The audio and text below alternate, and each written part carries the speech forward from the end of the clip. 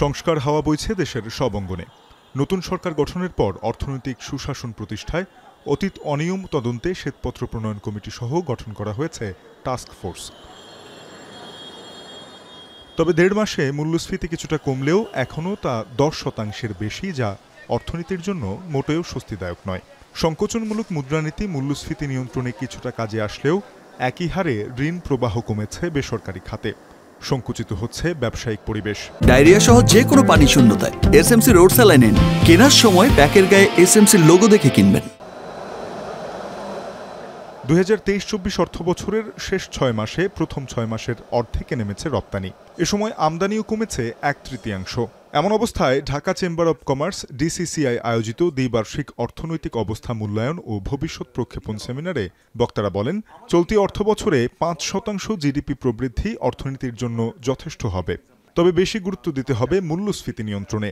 খাদ্য মূল্যস্ফীতি কমাতে পণ্য প্রক্রিয়াজাতকরণ ও অভ্যন্তরীণ সরবরাহ ব্যবস্থার আমূল পরিবর্তনে জোর দেন বক্তারা। আমার মনে হয় প্রাইভেট সেক্টরের ক্রেডিট গ্রোথটা যেটা ৯% সামথিং হয়েছে, এই টাইটেন সিচুয়েশনে, মনিটারি পলিসি টাইটেন সিচুয়েশনে this is I can say is robust.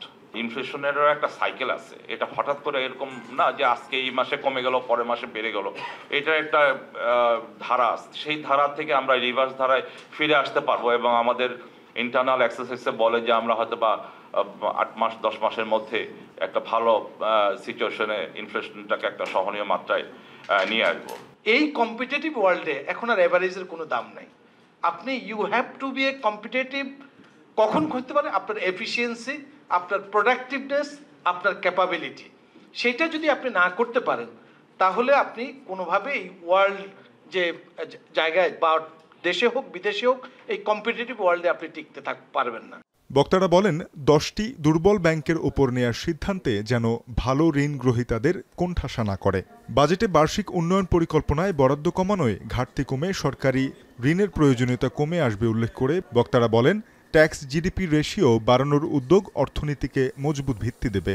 তবে এলডিসি চ্যালেঞ্জ মোকাবেলা করে রপ্তানি বাড়াতে আইন শৃঙ্খলা পরিস্থিতি নিয়ন্ত্রণে রাখা জরুরি বলে মনে করেন ডিসিসিআই সভাপতি। আমরা যদি অপারেশনাল থাকতে না পারি, আমাদের যদি লেবার আনরেস্ট কিংবা অন্য কোনো কারণে ল অ্যান্ড অর্ডারের ইস্যুর কারণে যদি অপারেশন বন্ধ করে ফেলতে হয়, তাহলে তো ম্যাক্রো ইকোনমিক স্টেবিলিটি দিয়েও আসলে কাজ করতে পারবো না, তাহলে আমরা অপারেটই করতে পারবো না। সো এই অপারেশনাল সিকিউরিটি কিংবা ইন্ডাস্ট্রিয়াল সিকিউরিটি এই মুহূর্তে অ্যাবসোলুট প্যারামাউন্ট। কারণ এইটা একদিকে যেমন ধরেন সিকিউরিটি এনশিওর করতে হবে, সেকেন্ড জিনিস হচ্ছে people have to be given a trust যে এটা আসলে সিকিউর থাকবে, আস্থার একটা জায়গা তৈরি করতে হবে। অর্থবছরের প্রবৃদ্ধি নির্ভর করছে সংস্কারের সফলতার উপর।